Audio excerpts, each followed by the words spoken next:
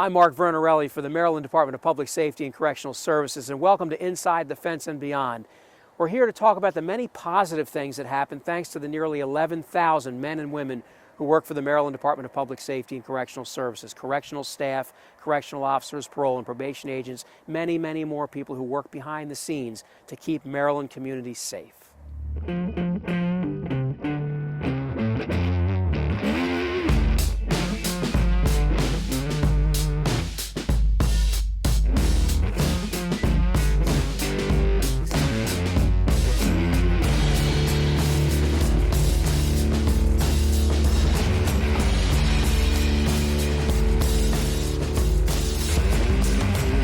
We are public safety. Stand strong with us. Present off. Nothing is more important in a prison setting or in the community than the safety of our citizens, our inmates, and our correctional staff. And that's why the Department of Public Safety and Correctional Services is constantly on the lookout for technological advances. And in recent months, we have found two amazing technological advances that are designed to make the prison system safer. At the Maryland Correctional Training Center in Hagerstown, veteran correctional officer Gary Kennedy isn't making inmates take off their clothes anymore to check for contraband. He's looking through their clothes at what amounts to a full-body X-ray. Strip searching is very embarrassing for everybody. The person being stripped and the person having to do it. And this eliminates that embarrassing area. So far, they seem receptive to it because it is less time consuming and they don't really want to be in here any longer than what they have to be. And it just seems less invasive to them. You know, I guess the whole thing with, stripping down to nothing is it's not a private matter at all, This technological breakthrough is called the Adani. Inmates stand on a conveyor belt as an X-ray is taken of their entire bodies. It doesn't matter how many layers of clothing they have on. In the wintertime when they have all their clothing on, the long johns and sweaters and everything, and it can take a lot of time to go through all of that. But this machine scans through everything. The entire process takes just 7 seconds, a time-saving technology that's extremely significant considering that pre-release prisons like the Maryland Correctional Training Center send out as many as 250 inmates a day to work release, community service projects, and other outside appointments. Making sure those inmates come back in without bringing contraband with them is critical for officer and inmate safety. But strip searches require extra manpower and a lot of time. Yeah, you're looking up to 10 minutes a person, and we run well over 200 guys a day in here. So add it up, and that's the manpower that it takes to just do regular strip searches on the people going in and out of our facility. And this cuts it down to minimal, and we really appreciate having it. While pushing through the machine, do not stop and do not touch it. Go. There's yet another high-tech piece of equipment now, too. The Department of Public Safety and Correctional Services now has cell sense technology, bought for $1.8 million and headed to every correctional facility in the state.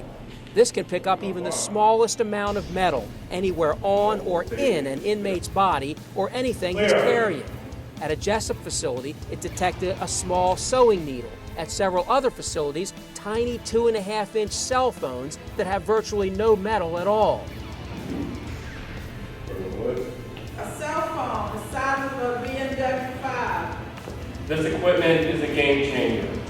CellSense better detects cell phones and metal weapons that cause prison violence and violence in jails. Unlike traditional metal scanners like you see behind me, it can work through walls, clothing, and even detect metal placed within someone's body cavities. And CellSense is portable, making it extremely easy for correctional staff to move as needed. Because it is lightweight and portable, it can be set up in seconds and used at our facilities to do spot checks throughout the facility at any point in time. Amazing new technology in the battle to stay ahead of contraband and keep everybody safe inside the fence. I'm very happy that we have this now. I feel safer. And we'll be sure to keep you posted about the success stories behind those two new amazing pieces of technology in the prison system. It's been almost 17 years now since an Eastern Shore correctional officer on his way home to his family after work was mysteriously shot and killed. It's a murder on the Eastern Shore that remains unsolved. Greg Collins was a good family man, and his daughter was just a baby then. But the correctional staff and the folks at the Department of Public Safety and Correctional Services who work at the Eastern Correctional Institution down in Westover have kept his family in mind all these years, trying to make life better for Sydney Collins, who never knew her father. There are always more than enough crabs, chicken, and cheesecake to go around at the yearly Sydney Collins Crab Feast on Maryland's Eastern Shore. The one thing in high demand? Answers.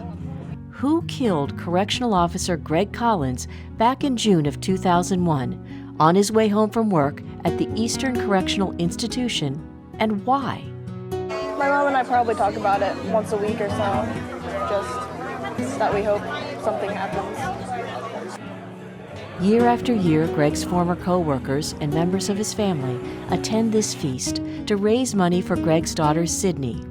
She loves music, and her dream is to be a composer or actress on Broadway. It's pretty fun, just getting to see everyone come out to help support my college fund and everything like that, and just that no one forgets what happened. Sydney was only a baby when Greg was killed. She doesn't remember him, but she hears the stories. That he was a fun-loving guy, and that I'm pretty much just like him, and just how he would be goofy sometimes. He's pretty funny, and I get a lot of stories from my mom's childhood because she met him when she was 13.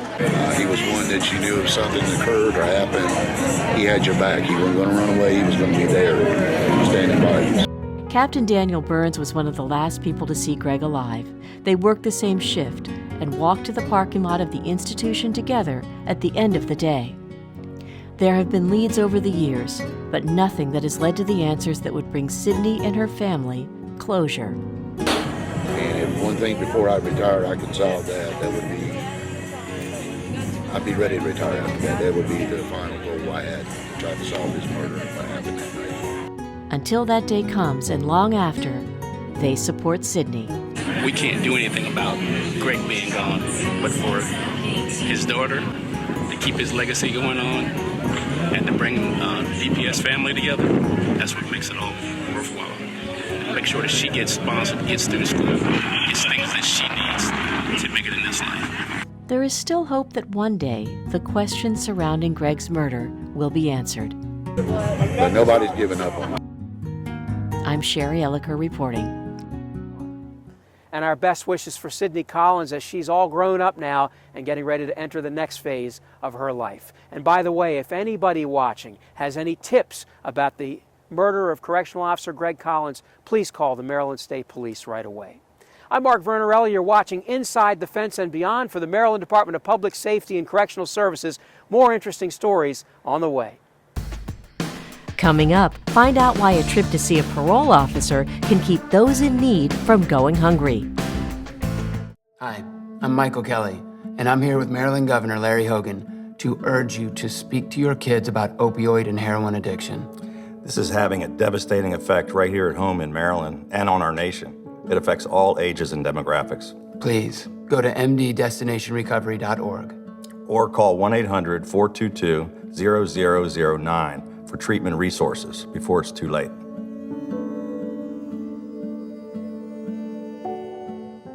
I'm Mark Vernarelli for the Maryland Department of Public Safety and Correctional Services. Welcome back to Inside the Fence and Beyond.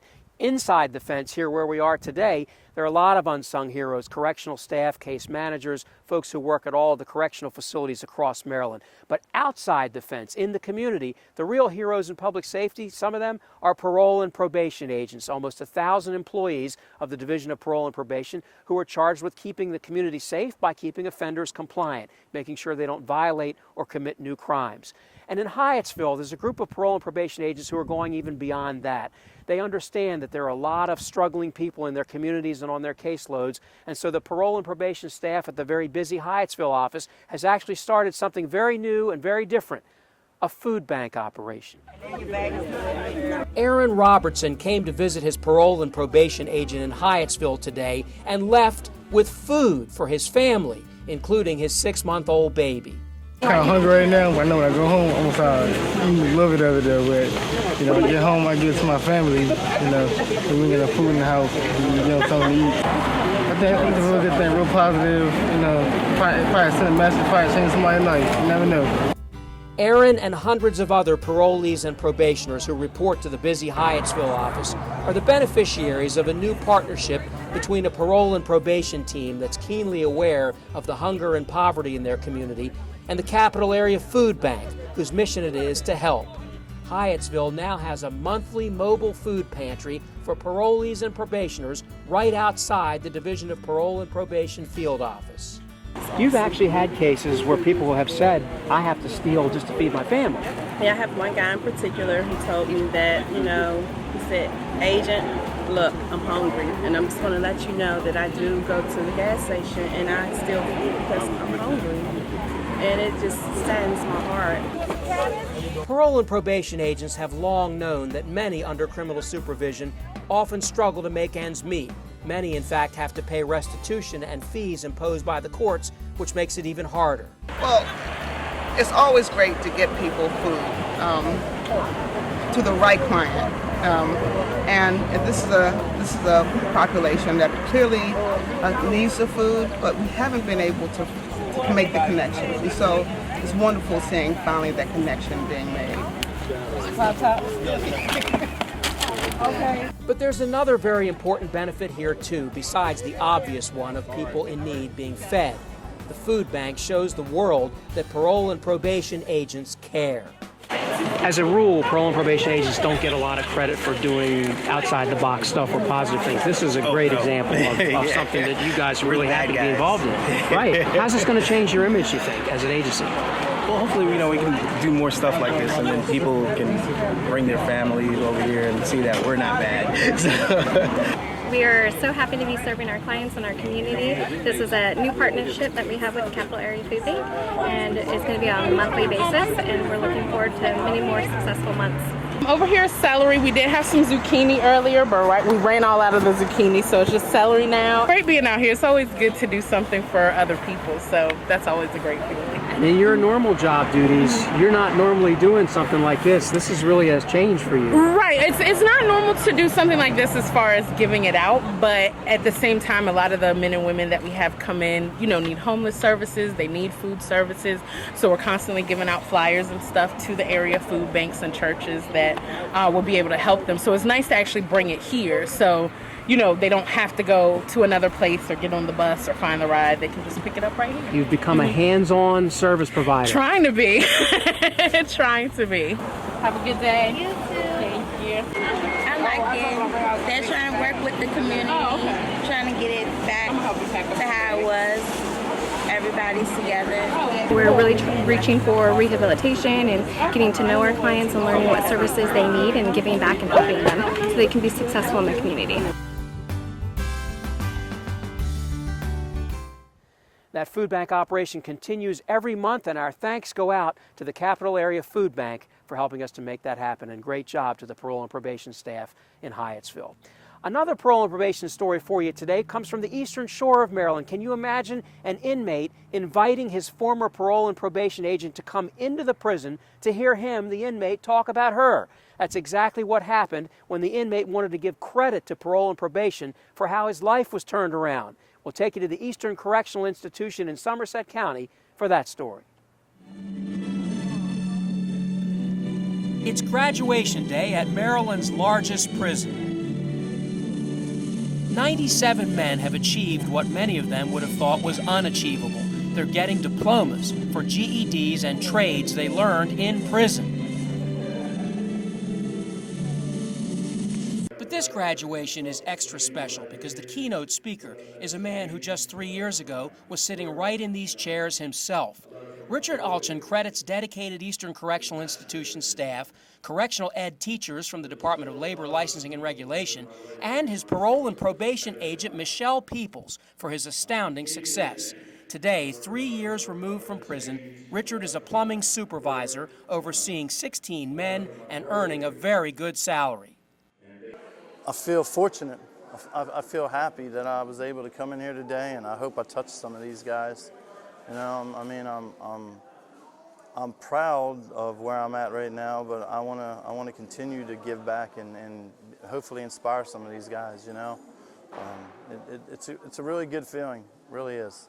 Parole and probation agent Michelle Peoples wouldn't have missed this graduation for the world. She's been helping Richard turn his life around, changing her own work schedule in the Snow Hill and Ocean City parole and probation offices to accommodate him getting to his job on time, and writing him a letter that helped him get a coveted plumber's certification. I just feel like I fell into this for a reason, into this job for a reason, and I want to make advancements. I want to integrate people into society and to be productive members of society. She's helped me. She wrote me a letter, and because of that letter, and I received my plumbing apprentice license. And that's huge, not only for me, but for my daughter, for my family, to show them that I can get to that level. I mean, that was one of the best days of my life when I got that in the mail. And, you know, she didn't hesitate to write it. I'd been under her, you know, supervision for 6 months. She wrote it, and it was a very nice letter. I'll share it with you someday. But, you know, I mean, it really made me, it validated the things that I'm doing, you know what I mean? It made me feel good that she believes in what I'm doing and, you know, cares about what I'm doing. Richard implored these men, now that they've gotten their diplomas, to not view their soon-to-be probation agents as enemies. I haven't met a bad agent, you know. I had some that I wasn't really able to build a relationship with and talk to, but, you know, we almost over a year now, Agent Peoples supervises me. My advice to them is to be honest and, you know, be humble enough to ask for help. And, you know, I mean, they do everything from helping you locate jobs. She's come to me with gentlemen that have needed jobs, and I've tried to help them with employment through my company or other contacts that I have. And, you know, it's just using those things and look at them as someone that actually is going to help you get to the next level in your life. Not as a deterrent, as someone that can actually give you that push. She did it for me. So my advice to them is to stay honest, not only to yourself, but to the people that are there to help you. You know, and I don't look at her as someone that I've got to report to. It's a challenge for me now to better myself every year. Everyone has a story. They have families to go home to. Just because they make a mistake doesn't mean that they're a career criminal. It doesn't mean that they're always going to do wrong. You know, you have to give them a chance to be productive members of society. You have to work with them. Agent Peoples listens to not only me, but the guys that come in there, and, you know, and if you have an issue or you need to talk to her about something or just share something cool in your life, you know, about my daughter or this and that, she really genuinely cares about you and your family. And you asked her earlier about what she likes about her job, and I truly believe what she said. She loves her job because she really tries to help everybody that comes to that door, you know, and I don't look at her as someone that can hurt me. I look at her as someone that can help me continue to succeed. And what better story could there be than a parole and probation agent making a difference in the life of a man who worked so hard to turn things around? I'm excited to be here today. I'm very proud of Mr. Alchin for his achievements. He's came a long way. Clearly, I read the case notes. There are a few agents that had him prior to me. He's made quite advancements over the years. I'm ecstatic. I'm happy to be here. I asked to be here. He asked me to come, and I wouldn't have wanted anything otherwise. And best of luck to Mr. Alchin, who really has turned his life around, and thanks to Agent Peoples, who's done such a great job with her fellow parole and probation agents down there in the Eastern Shore offices. I'm Mark Vernarelli. More interesting stories on the way on Inside the Fence and Beyond. There's a war going on within the Department of Public Safety. Find out why this battle has no losers. Hi! You think you're probably sober? Yeah. But you're thinking about taking the back roads home, just in case. Why would you do that? Probably okay isn't okay. Call a cab, a car, or a friend. Good choice. Welcome back to Inside the Fence and Beyond. I'm Mark Vernarelli. Renata Sergi, my colleague, is here. You know, we talk a lot about the unintended victims of criminals and people who are convicted of crimes, the children. But we have great programs behind the wall, and one of my absolute favorite, I think, is Girl Scouts Beyond Bars. That's right. Girl Scouts Beyond Bars is through Maryland Correctional Institution for Women, and they've developed this program so that these girls get to spend a little bit of time with their mothers, and it gives them a little bit of normalcy in a very difficult situation.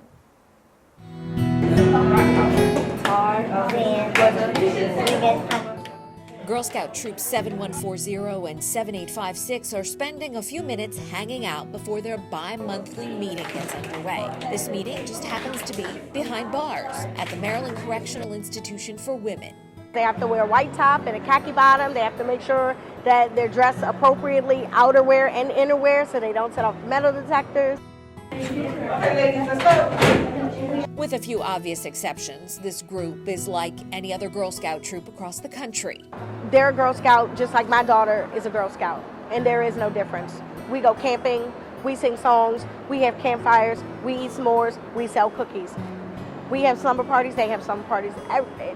The only thing different is the meeting place. Celebrating its 25th year, Girl Scouts Beyond Bars is a chance for moms who are serving time to spend time with their daughters. Try to teach her one try.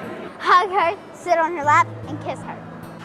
It's given me the opportunity to see her and to hold her hand and hug her. And it just means a lot to me, being a Girl Scout and being able to see my mom. For 13-year-old Kaylin and so many others, I was really scared. It's bridging a gap at a time in their lives when mothers and daughters need each other the most. Over the phone time is not a lot of time. So even in the visits, it's not a lot of time. So I think being able to come in here and really interact with them and just see what's going on in their life and what's going on new with them, and just being able to give them my attention and affection really means a lot. Being a teenager is tough enough. Now factor in a mother who is serving time. They were able to make friends that are going through what they go through, because I know my teenager has said that, she doesn't feel comfortable telling people at school where her mom is, even though I tell her don't be ashamed. That's something I have to live with, not her. But her being able to have a girl whose mom is here and Girl Scouts with her, I think has helped her. They're not going through this hardship alone. We're a family. I'm invested in them. I'm invested in their lives. I want to know what makes them happy. I want to know what makes them sad. Girl Scouts Beyond Bars has taught them life lessons that go far beyond their young age. And Girl Scouts Beyond Bars is actually celebrating their 25th year. So been around a long time and hopefully continues. It's a great program. Oh, it's a great program. Also about to celebrate its 25th year, a spectacle is the only way I can put it. The tug of war for Special Olympics. Division of Corrections started this back in the 1990s, and we are the #1 seller of T-shirts for Special Olympics among law enforcement in the state of Maryland. Amazing. It is amazing. So look at this story about what the correctional staff and really the entire Department of Public Safety and Correctional Services is doing to help Special Olympics in the tug of war for Special Olympics. Yeah, Patuxent, MCIJ. MCIJ female. It was a hot and steamy day in Sykesville at the Police and Correctional Training Commission. Dozens of teams weighing thousands of pounds and carefully measured pounds, trying to figure out how to make weight, all came together with one goal in mind, and that was to raise a lot of money for special cause. Teams representing correctional officers and employees from all corners of the state have been training and practicing for this day for months. MCIJ is a contender every year. We actually do practice. We spar with one another. We have a rope. We actually got a rope a few years ago, so we do practice. Sometimes we practice with K9, who is usually our biggest competition up here. The competition is friendly, but the mood is serious. This is war. Tug of war to benefit Maryland Special Olympics, a cause that's close to the hearts of many state employees, some of whom have family members here today, some that compete in the Special Olympics. Ready! Pull!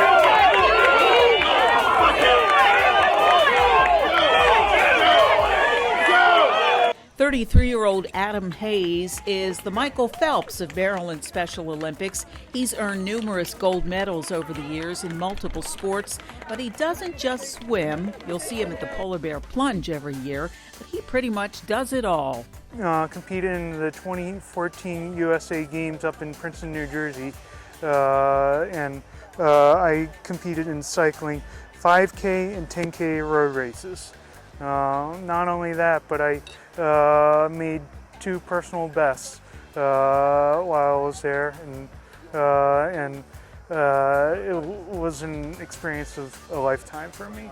I graduated from Frederick Community College with my associate's degree in visual communications, so I get to do help give back to Special Olympics while still competing. By the dawn's early light, what so proudly Governor Larry Hogan tells the crowd just how proud he is of their annual effort, which has now contributed nearly $275,000 over 16 years to Maryland Special Olympics. First of all, I want to thank all of our public safety and correction officers and workers in the department. Thank you for what you do every single day. We appreciate you, and we not only appreciate you for the hard work you do every single day, but we really appreciate your generosity and helping out Special Olympics. We need to thank and congratulate all of our Special Olympic athletes today. Let's give them a big round of applause. And I just want to thank everybody involved. Secretary Moyer invited me to come out and join you, and I'm thrilled to be here. And if anybody's short like one man, I'll be, maybe love to get in there and help you out. So, the work that the men and women in this department do every day is outstanding. Some of them have kids that are Special Olympians, and they come to work every day and work hard, and they go home and provide a great living for these kids that have these challenges. Over $12,000 in contributions was raised just today for Special Olympics. It's a major competition where everyone leaves a winner. I'm Brenda Carl reporting. I'm Mark Vernerelli. Thanks so much for watching today. We're here in Hagerstown at the Maryland Correctional Institution, Hagerstown. We appreciate the Hagerstown region and every region of the state. Almost 11,000 men and women work for the Maryland Department of Public Safety and Correctional Services, and we appreciate all of their efforts. On behalf of Secretary Steve Moyer and all the hardworking men and women in DPSCS, I'm Mark Vernerelli. Thanks again for watching Inside the Fence and Beyond.